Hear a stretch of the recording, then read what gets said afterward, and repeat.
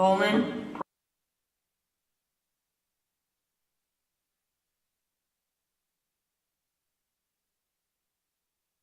Okay, we have 5 present at quorum. If we could stand, we'll join in the Pledge of Allegiance. I pledge allegiance to the flag of the United States of America and to the republic for which it stands, one nation, under God, indivisible, with liberty and justice for all. Thank you.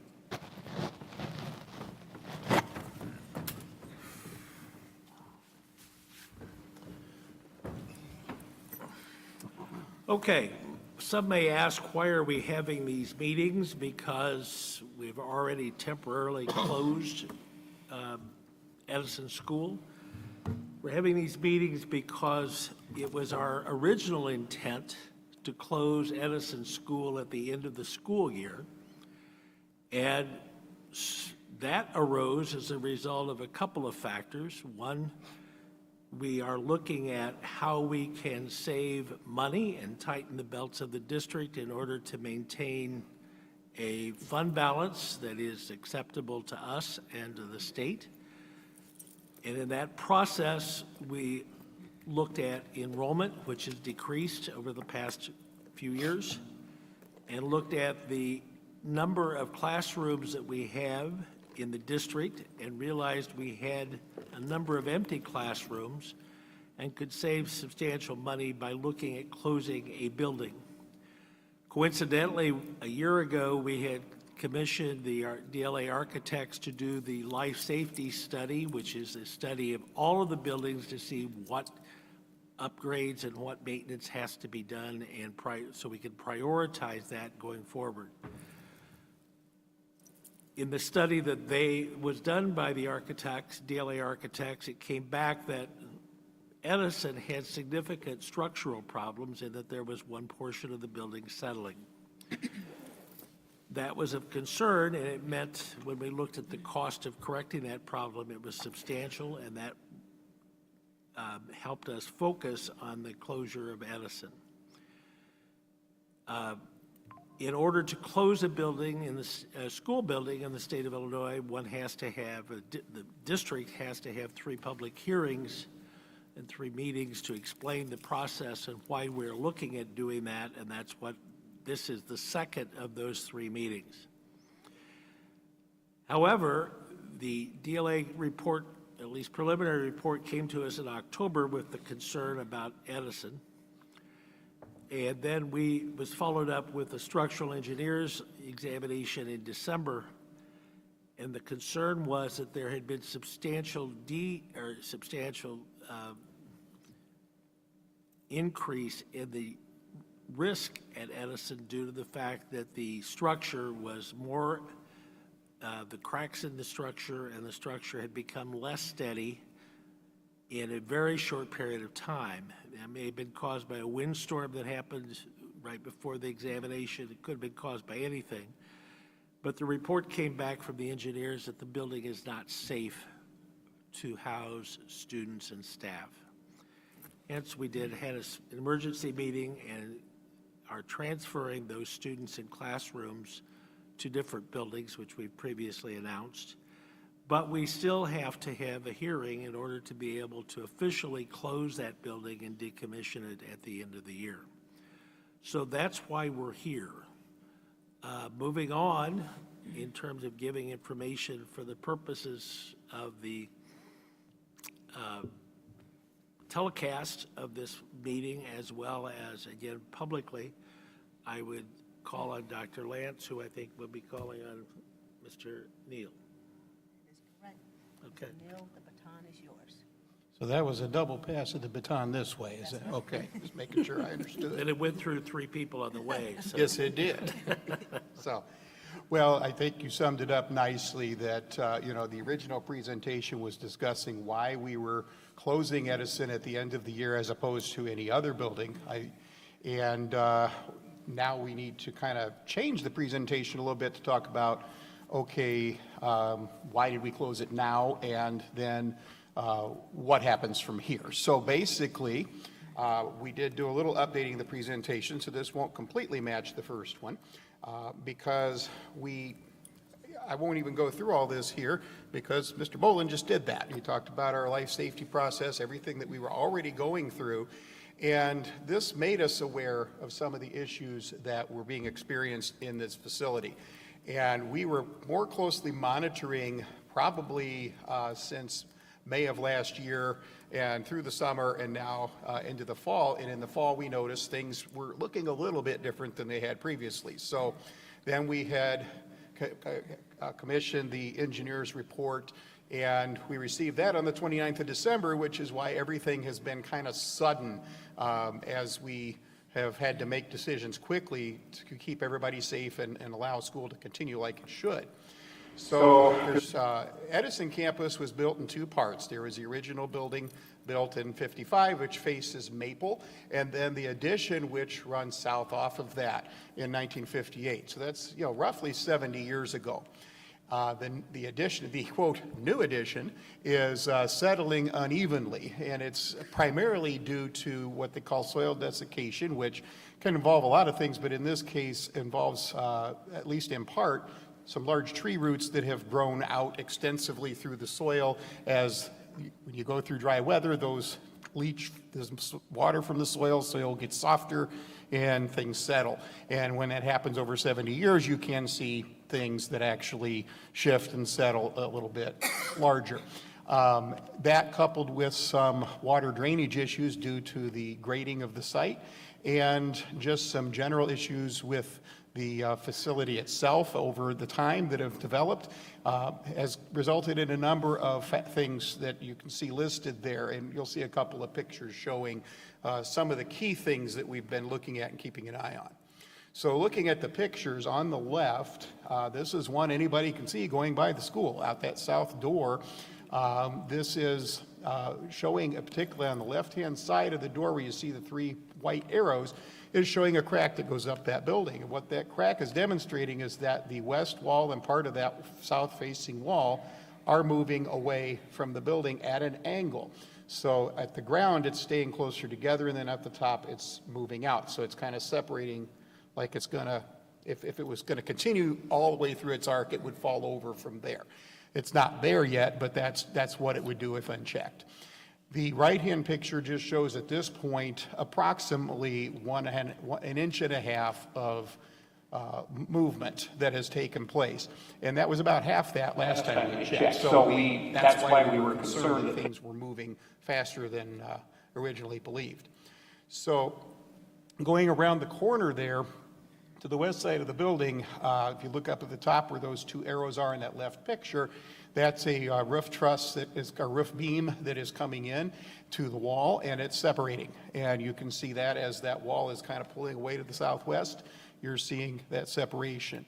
In the right-hand picture, that I believe is a 4-foot level against the side of the building, and you can clearly see that even though the bubble is in the center, the wall is not flat against that, so that's showing you how that wall is leaning. Inside the building, well, kind of inside, in that left picture, you see room 119, which is the far southwest corner. That is where the worst of the issue is.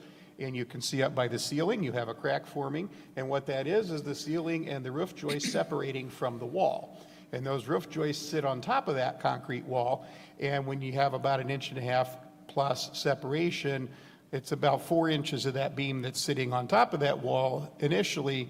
Now you've got just about half of that. And so you have a risk, if there's much more movement, that you could potentially have a roof or ceiling collapse in that end of the building. The right-hand picture is underneath that end of the building. It's in the crawl space. It's about a 4-foot by 4-foot by 4 foot. It's not one that I would crawl into. Somebody smaller than me has to. But what you can see there is this is the window wall, room 117 and 19, that is showing that up at the top there where the floor is coming in, the brick has been kind of either fallen away or has been damaged to a point now where that floor is settling. And if you go into those classrooms and set a ball in the middle of that floor, it'll just roll straight to that outside wall. And I've been demonstrating that to people. It's kind of fun in a way, but, really, you don't want that in a school building. So ultimately, what we have is, a situation that has become more critical. We cannot predict what that outcome is going to be if it's unchecked, so we had to take the safest course of action and empty the building. As we originally had discussed, we have a lot of repairs. A lot of our buildings are aging and have not been renovated in their lifespan. And so in order to get them up to par, and when I say up to par, I'm talking about getting your mechanicals, your electrical, your plumbing, your roof, maybe your parking lots to being safe and functional. That's what these costs are. This doesn't renovate the building. This just does the mechanicals and the stuff behind the walls. The building will look the same and have the same materials and windows and doors and all the same stuff. It won't even be painted pretty. This is just to get to that point. So, and you can clearly see Edison with the orange bar is much more expensive than the other buildings to do that with. So that's what originally brought it to the point where we said that's the facility we need to look at closing first. Now the question is no longer whether that should be the facility, but now we had to close it quickly. So I don't even have to run through this at this point, but you can see a breakdown of mechanical versus electrical, plumbing, and roof and infrastructure. Edison's infrastructure pieces are bigger because of this damaged part of the building. So originally this slide said the building was safe. Now this slide says the building is not safe. The more correct version would be the 1958 edition is not safe. The other edition is safe, but it's only half of a very small building, so it's not sufficient to continue housing programs in. It's going to be prohibitive, cost prohibitive to correct these problems, and certainly we can't get the damage fixed prior to the end of the year, so the move had to be made now. And moving forward, Dr. Lance can talk about what our process is going to be from there. I don't really have to talk about the closure process because Mr. Mullins already touched on that. So basically, unless there are questions for me, this is the part where I pass the baton past these two people back to Dr. Lance. Thank you. Okay. Thank you very much, Mr. Neal. Thank you, Mr. Neal. So our plan to relocate staff and students was accelerated considerably. So what you see on this screen is basically where we have relocated both staff and students. So staff members who are in the audience, you have heard and seen this presentation, but for our families and community members, if this is your first time, I will explain very quickly. So Edison was our smallest school, and so it was very easy in terms of finding space to relocate both staff and students. And so when I say easy, it wasn't easy to move them, it was easy to find the space. So our kinder, first, and second graders, we relocated them to Steuben. So 3 classrooms, kinder, first, and second grade, we moved to Steuben. We have 4 third grade classrooms, and we relocated all of our third graders to Kennedy. We had several pre-K classrooms. We had 2 at Steuben and 1 at Mark Twain, and we moved those 3 to Progler. So I want to thank Ms. Powell, who's in the audience along with her colleagues. With a living and learning classroom at Edison, we were able to move them into Mark Twain by moving out one of the early childhood classrooms. We had a resource and instructional special education classroom. We relocated that class to Steuben. We had an ESL teacher. That ESL teacher supported all students K-3, and because they're at Kennedy and Steuben, that ESL teacher will support her time by splitting her time between Kennedy and Steuben. And the same thing with that SEL coach. She also supported all of our students, so she's going to split her time between Kennedy and Steuben. We had 3 food and nutrition service workers at Edison. 2 of them will go to Kennedy, and then 1 is currently supporting at the junior high school, and I'll explain why momentarily. We also had 2 maintenance workers at Edison. 1 will go full-time at Kennedy once we're done with all the moves, and then the night custodian will support Steuben, and then we'll go where Director Draper has him to report to. So very quickly, additional information. Because we had to relocate students right away, we also needed to make sure that we could provide ample transportation for our students, efficient transportation for our students. So we needed to give the transportation department time to reroute all of our students. So if a student received transportation at Edison, they will still receive transportation, whether they're going to Mark Twain, if they're going to Progler, if they're going to Steuben or Kennedy. So transportation department really needed all of this time to make sure that our students were rerouted. You heard me talk about earlier one of our food and nutrition service workers. She is supporting at the junior high school because if you see the second bullet, we are providing sit and stay or bagged breakfast and lunches for all of our Edison students. So our family members who want to sit with their students, they can do so at the junior high school. The times are listed for breakfast, 7:45 a.m. to 8:30 a.m., and then for lunch, 12:15 to 1:30 p.m.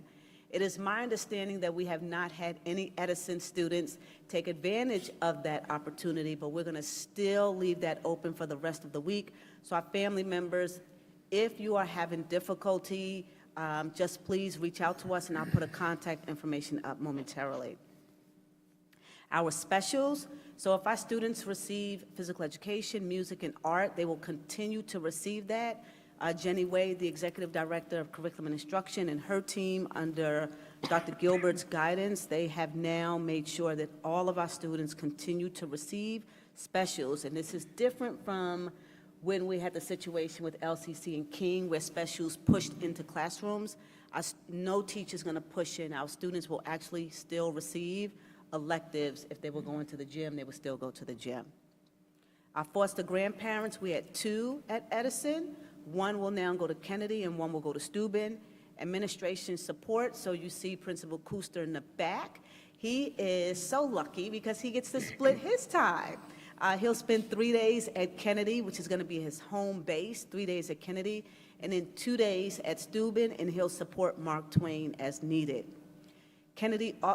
Edison also had a part-time, half-time assistant principal. She will now be full-time at Kennedy.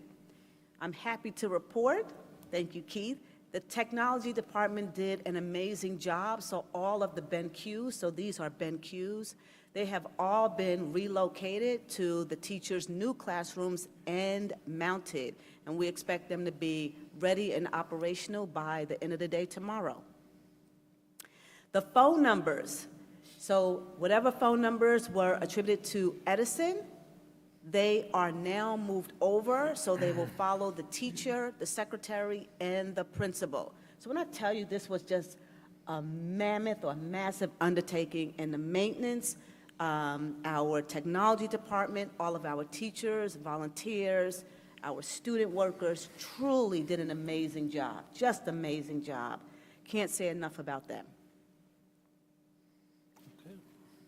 I think that is it as it relates to communication. You all know we have our students on remote learning right now. All students will be back in session on Monday, January 12th. So school is back in session for all of our Edison students. And then one more slide. So right here, to those family members who are watching online, this QR code will take you to our Let's Talk platform. So if you have any questions, you want to get a hold of any one of us, you can scan this QR code and just enter the information, and we will respond to you within 24 to 48 hours. So we'll leave this QR code up for a little bit. That concludes our report. Okay. We have listed on the agenda public comment. I don't know if there's anybody in the audience who desires to ask questions, comment, or otherwise. If you do, now's the chance to do that.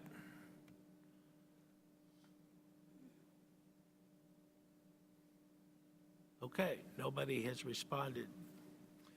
So I guess, let me be very specific. On behalf of the board, this has not been an easy task to watch. It's certainly been a lot harder to implement. And I've seen comments saying, oh, they knew how bad this was all along. This was just a ruse. Trust me, the last thing we would have wanted to have done is what we just went through.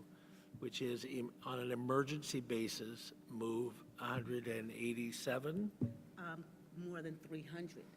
That's true, because we're moving three other classrooms out. So moving 300 students and their teachers and all of the paraphernalia that goes with that is not an easy task. And I, on behalf of the board, want to make special acknowledgement to the central office staff who's starting on I got the text, I think, the morning of the 30th? 29th. And from that point on, the central office staff was not having any wild celebrations for New Year's Eve. They were here working, trying to make sure, or figure out how to organize this.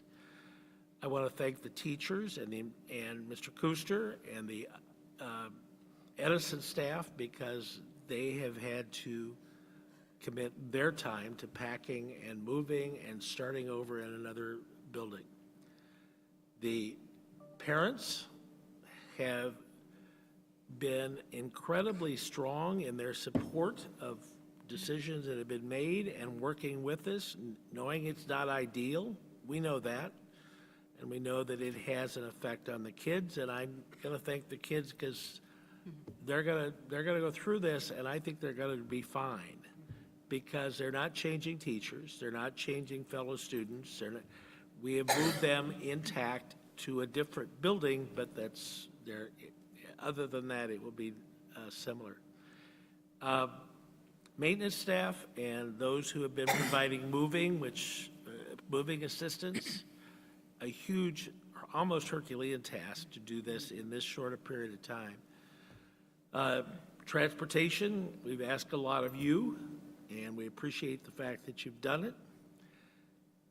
And also on the other side, the principals and teaching staff of Kennedy and Pregler and Steuben and Mark Twain have been asked to accept an influx of new staff and new children, and they've been extremely helpful and welcoming, and we know that. And we want to thank the administration and the staff there. So having said that, we will be thanking you throughout the year, I think, because this will have an impact beyond this. It's the last thing we wanted to do, but it's the first thing we had to do, because the bottom line is, are our children safe in our buildings and in our district? And if the answer is we don't know, then the answer is we have to fix it. And that's what we've just done. So having said my piece, any other board member want to add anything to the discussion? Nope. Okay, how about adding a motion to adjourn? So moved. Second. Motion by Mr. Gathing, seconded by Mr. Williams. All in favor of the motion to adjourn, say aye. Aye. Opposed? Thank you. We will be back here at 5 o'clock tomorrow night for the third of the 3 meetings we're required to have. I do want to thank Ed Wright from DLA for being present. Our architect is present in case an issue or a question had come up, but we really appreciate it. And thanks to those of you who have chosen to be here. We appreciate it.